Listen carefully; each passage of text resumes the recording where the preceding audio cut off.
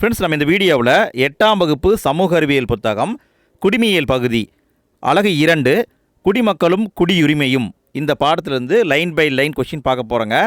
பாடத்துக்கு இன்சைடுந்தும் கொஷின் பார்க்க போகிறோம்.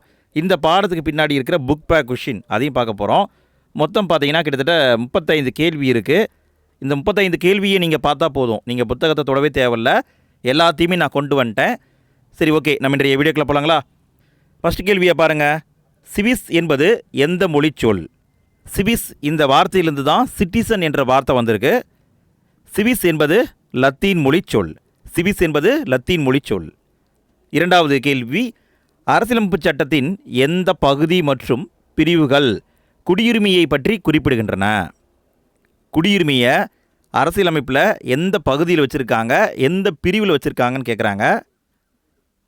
பகுதி 2 பிரிவு 5 முதல் 11 வரைக்கும் வச்சுருக்காங்க. இரண்டாவது பகுதியில் இருக்குது. பிரிவு 5லிருந்து 11 வரைக்கும் இருக்குது. மூன்றாவது கேள்வி, இந்திய குடியுரிமை சட்டம் இயற்றப்பட்ட ஆண்டு. இந்திய குடியுரிமை சட்டம் இயற்றப்பட்ட ஆண்டு என்ன? 1955 இயற்றியிருக்காங்க. 1955. நாலாவது கேள்வி, இந்திய குடியுரிமை சட்டத்தின்படி ஒருவர் இந்திய குடியுரிமையை எத்தனை வழிகளில் பெறலாம்? எத்தனை வழிகளில் பெறலான்னு கேட்குறாங்க. 5 வழிகளில் பெறலாம். 5 முறையில் குடியுரிமையை வாங்கலாம்.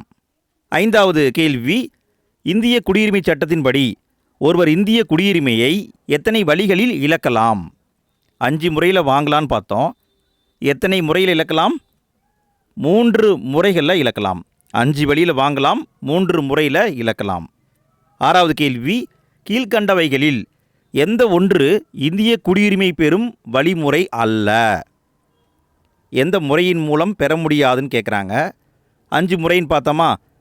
அதில் பிறப்பின் மூலமாக பெறலாம், வம்சாவளி மூலமாக பெறலாம், இயல்பு குடியுரிமை மூலமாக பெறலாம், பதிவு செய்தல் மூலமாக பெறலாம், பிரதேசங்களை இணைத்தல் மூலமாக பெறலாம். 5 முறையில் பெறலாங்க. 1 பிறப்பின் மூலமாக பெறலாம், வம்சாவளி மூலமாக பெறலாம், இயல்பு குடியுரிமை மூலமாக பெறலாம், பதிவு செய்தல், பிரதேசங்களை இணைத்தல். சொத்துரிமை பெறுவதன் மூலமாக குடியுரிமையை வாங்க முடியாது, தவறு. ஏழாவது கேள்வி, இந்தியாவில் 1950 ஜனவரி 26க்கு பிறகு எந்த நாட்களுக்கு முன்னர் பிறந்த ஒரு நபரின் பெற்றோர் எந்த நாட்டவராயினும் பிறப்பால் இந்திய குடியுரிமை பெறுகின்றனர்? இது என்ன அப்படின்னு பார்த்தீங்கன்னா, பிறப்பின் மூலமாக குடியுரிமை பெறுதல். ஒரு குழந்தை பிறக்குதுங்க, 1950 ஜனவரி 26 பிறக்குது, அல்லது அதுக்கு பின்னாடி 1987 ஜூலை 1க்குள்ளே பிறந்தா அந்த குழந்தையின் பெற்றோர் அம்மா அல்லது அப்பா எந்த நாட்டுக்காரங்களாக இருந்தாலும் அவங்களுக்கு இந்திய குடியுரிமை உண்டு. இந்த டேட் பார்த்துக்கோங்க, 1987 ஜூலை 1. அப்போ என்ன சேஞ்ச் பண்ணாங்க அப்படின்னா, 1987 ஜூலை 1 முதல் பெற்றோரில் ஒருவர் அம்மா அல்லது அப்பா இந்திய குடிமகனாக இருக்கணும்னு மாற்றிட்டாங்க. 1987 ஜூலை 1 முதல் அம்மா அல்லது அப்பா இந்திய குடிமகனாக இருக்க வேண்டும். அடுத்து 8வது கேள்வி, பிறப்பால் குடியுரிமை பெற எந்த நாளுக்கு பின்னர் இந்தியாவில் பிறந்தவர்களின் பெற்றோர்களில் ஒருவர் இந்திய குடிமகனாகவும் மற்றொருவர் சட்டவிரோதமாக இந்தியாவுக்குள் இடம்பெயர்ந்தவராகவும் இருக்கக்கூடாது? அப்போ இங்கே சேஞ்ச் பண்ணியிருக்காங்க பாருங்கள். 2004 டிசம்பர் 3 முதல் 2004 டிசம்பர் 3க்கு பிறகு இந்தியாவில் பிறந்தவர்களில் பெற்றோரில் ஒருத்தர் இந்தியராக இருக்கணும், இன்னொருத்தர் சட்டவிரோதமாக இந்தியாவுக்குள் வராதவராக இருக்கணும். 9வது கேள்வி, 1950 ஜனவரி 26 முதல் எந்த தேதிக்கு முன்னர் வெளிநாட்டில் பிறந்திருந்தாலும் ஒருவருடைய தந்தை இந்திய குடிமகனாக இருக்கும் பட்சத்தில் அவர் வம்சாவளி மூலம் இந்திய குடியுரிமை பெறுவார். முன்னாடி நம்ம பார்த்தது பிறப்பின் மூலமாக குடியுரிமை பெறுதல், இப்போ நம்ம பார்க்க போகிறது வம்சாவளி மூலமாக குடியுரிமை பெறுதல். 1950 ஆரம்பித்து 50 ஜனவரி 26 1992 டிசம்பர் 10 வரைக்கும் வெளிநாட்டில் ஒரு குழந்தை பிறகுது. அந்த குழந்தையுடைய தந்தை, நல்லா கவனிங்க, அப்பா மட்டும் இந்திய குடிமகனாக இருந்தால் மட்டும்தான் குடியுரிமை உண்டு. 1992 டிசம்பர் 10 என்ன மாற்றம் பண்ணாங்கன்னா, அப்பா அல்லது அம்மா யாரோ ஒருத்தர் இந்தியராக இருந்தால் போதும் அப்படின்னு மாற்றம் பண்ணாங்க. அடுத்து 10வது கேள்வி, 2004 டிசம்பர் 3 முதல் வெளிநாட்டில் பிறந்தவர்கள் தங்களுடைய குழந்தை பிறப்பினை எத்தனை வருடத்திற்குள் இந்திய தூதரகத்தில் பதிவு செய்யவில்லை எனில் இந்திய வம்சாவளி குடிமகனாக முடியாது. அதாவது 2004 டிசம்பர் 3 தான் மேஜர் சேஞ்ச் பண்ணியிருக்காங்க. அதில் என்ன சொல்லிட்டாங்க அப்படின்னா, ஒரு குழந்தை பிறக்குதுன்னா அந்த குழந்தை பிறப்பை 12 மாதங்கள், அதாவது ஒரு வருடத்திற்குள் பதிவு செய்யவில்லை என்றால் அந்த குழந்தைக்கு குடியுரிமை கிடையாது அப்படின்னு சொல்லிட்டாங்க. அதன்படி நல்லா பாருங்கள், ஒரு வருஷத்துக்குள்ளே பதிவு பண்ணணும். 11வது கேள்வி, பதிவு செய்தல் மூலம் குடியுரிமை பெறுதலில் ஒருவர் இந்தியாவில் எத்தனை ஆண்டுகள் வசித்த பிறகுதான் விண்ணப்பிக்க முடியும்? இது 3வது டைப்பு, பதிவு செய்தல் மூலமாக குடியுரிமை வாங்கிறது. அப்படி குடியுரிமை வாங்கணும்னா ஒருத்தர் இந்தியாவில் குறிப்பிட்ட காலம் வசிக்கணும். 7 ஆண்டுகள் வசித்தால்தான் அவருக்கு குடியுரிமை கிடைக்கும். 7 ஆண்டுகள். 12வது கேள்வி, இந்திய குடிமகனை திருமணம் செய்த ஒருவர் பதிவின் மூலம் விண்ணப்பிக்கும் முன் எத்தனை ஆண்டுகள் இந்தியாவில் வசித்திருக்க வேண்டும்? இந்திய குடிமகனை திருமணம் பண்ணால் அவங்களுக்கு பதிவு செய்தல் மூலமாக குடியுரிமை கிடைக்கும். அவங்களும் இந்தியாவில் 7 ஆண்டுகள் வசித்திருக்கணும். 7 வருஷம் இந்தியாவில் தங்கியிருந்தால் தான் அவங்களுக்கும் இந்திய குடியுரிமை கிடைக்கும். 13வது கேள்வி, ஒரு வெளிநாட்டவர் எதை பயன்படுத்தி இந்திய குடியுரிமை பெறலாம்? அவர் இந்திய குடிமகனும் கிடையாது, ஆனால் அவருக்கு இந்திய குடியுரிமை கொடுக்கலாம். எதன் மூலமாக கொடுக்கலாம்? இயல்பு குடியுரிமை பெறுதல், இதன் மூலமாக கொடுக்கலாம். நல்லா கவனிங்க, ஒரு வெளிநாட்டவர் எப்படி குடியுரிமை வாங்கலாம்னா இயல்பு குடியுரிமை மூலமாக தான் வாங்க முடியும். 14வது கேள்வி, இயல்பு குடியுரிமை பெறுவதற்கான நிபந்தனைகளை ஆராய்க. அதுக்குன்னு நிபந்தனைகள் இருக்குது. வெளிநாட்டு குடியுரிமை துறக்கும் பட்சத்தில் வழங்கப்படும், ஆண்டு முழுவதும் இந்தியாவில் வசிக்கும் பட்சத்தில் அல்லது அரசு பணியில் இருந்திருக்க வேண்டும், நல்ல பண்புகளை பெற்றிருக்க வேண்டும், 9வது அட்டவணையில் உள்ள அங்கீகரிக்கப்பட்ட 22 மொழிகளில் ஏதேனும் ஒன்றில் போதிய அறிவினை பெற்றிருக்க வேண்டும். இதில் பார்த்தீங்கன்னா ஃபஸ்ட்டு பாயிண்ட் சரி, 2வது பாயிண்ட்டும் சரி, 3வது பாயிண்ட்டும் சரி, 4வது பாயிண்ட்டில் தப்பு இருக்குது. ஏன்னா அங்கீகரிக்கப்பட்ட மொழிகள் 8வது அட்டவணையில் இருக்குது. அட்டவணை 8வது அட்டவணை, சரிங்களா? டைப்பிங் மிஸ்டேக்காக இருக்குது, பார்த்துக்கோங்க. 8வது அட்டவணையில் தான் கொடுத்துருக்காங்க. ஸோ இந்த பாயிண்ட் தான் தப்பு. 15வது கேள்வி, பாண்டிச்சேரி பிரதேச மக்கள் இந்திய குடியுரிமையை பெற்ற ஆண்டு. பாண்டிச்சேரி பிரதேச மக்களுக்கும் இந்திய குடியுரிமை கொடுத்துருக்காங்க. 1962 கொடுத்தாங்க. 1962.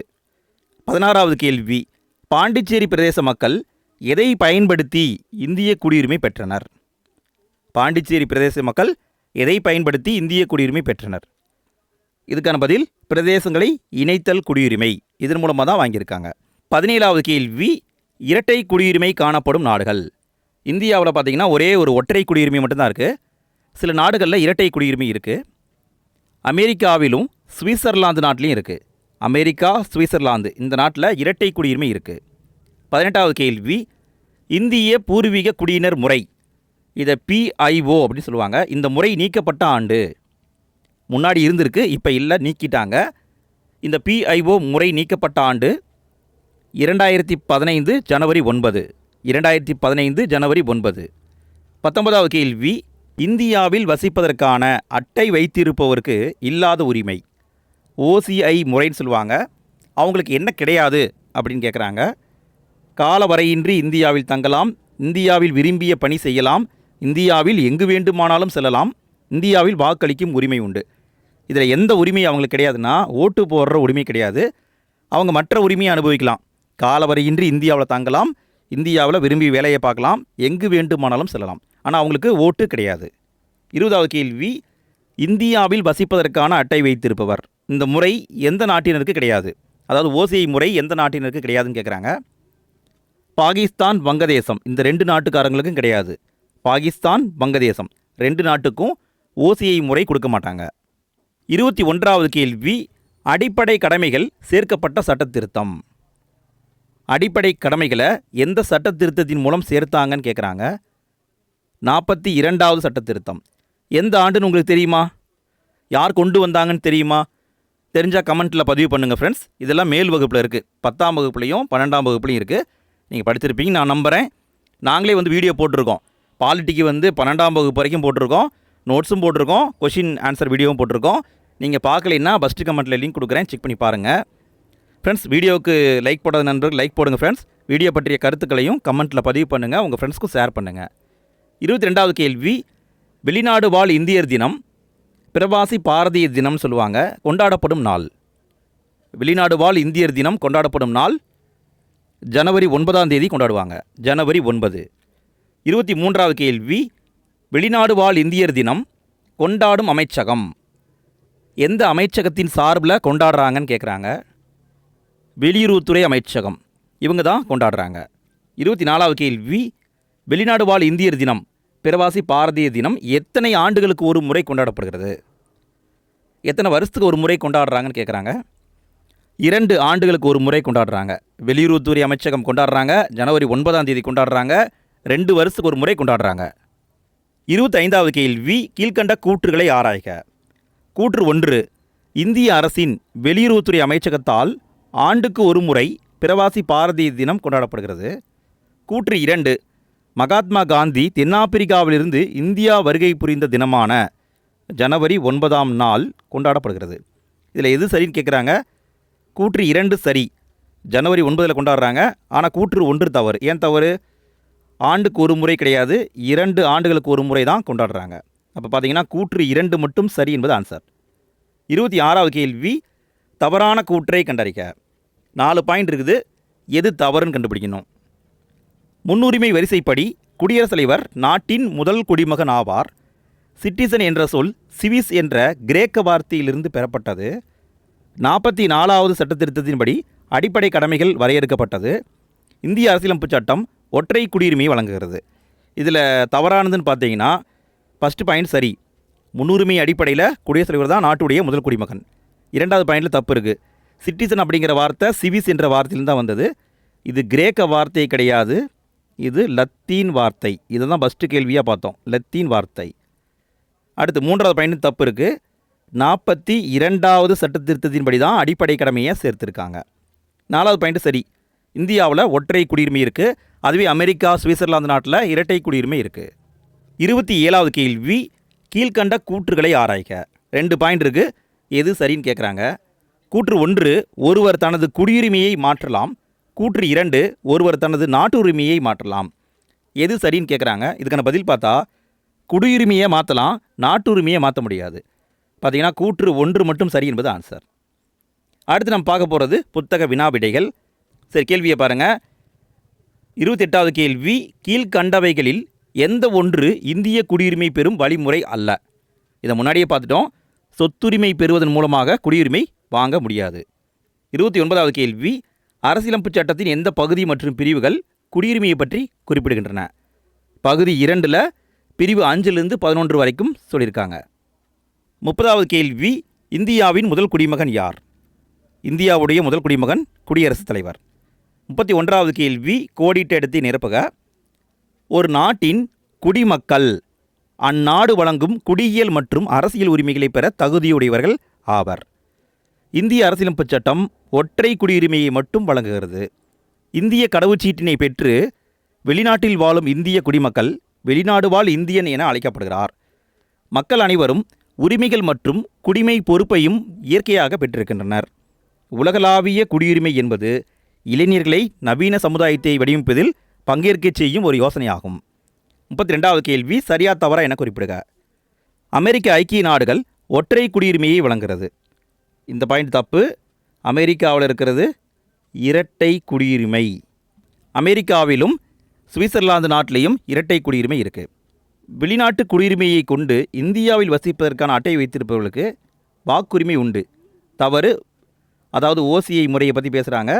வாக்களிக்கும் உரிமை இவங்களுக்கு கிடையாது. அடிப்படை உரிமைகளை இந்திய குடிமகன் அனுபவிக்க நமது அரசியலமைப்பு சட்டம் உத்தரவாதம் அளிக்கிறது. சரி.